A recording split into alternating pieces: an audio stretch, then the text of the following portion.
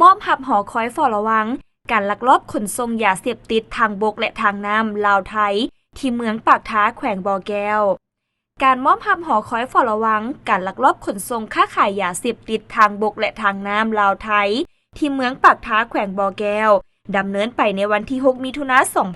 2025ต่างหน้าหับโดยท่านพันเอกปัญญาแสงวิจิตรห้องหัวหน้ากองบัญชาการปกส.แขวงบ่อแก้วสปป.ลาวและต่างหน้ามอบโดยท่านธันวาพุทธผองผู้อำนวยการปปส.ภาค5สำนักงานป้องกันและปราบปรามยาเสพติดแห่งราชอาณาจักรไทยและมีภาคส่วนเกี่ยวข้องเข้าร่วม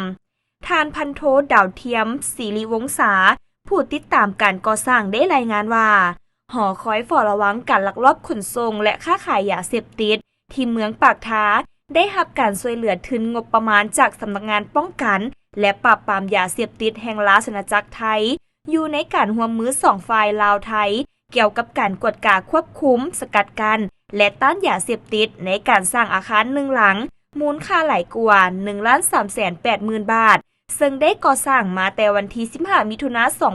2024ในการบุกเบิกเนื้อที่ดินสร้างอาคาร2ชั้น1หลังห้องขนาด4เมตรสูง6เมตรสร้างห้องน้ำ1หลังติดตั้งหม้อแปลงไฟฟ้า1หน่วยติดตั้งระบบดูดน้ำ1เครื่องและสร้างสำเร็จในวันที่20เมษายน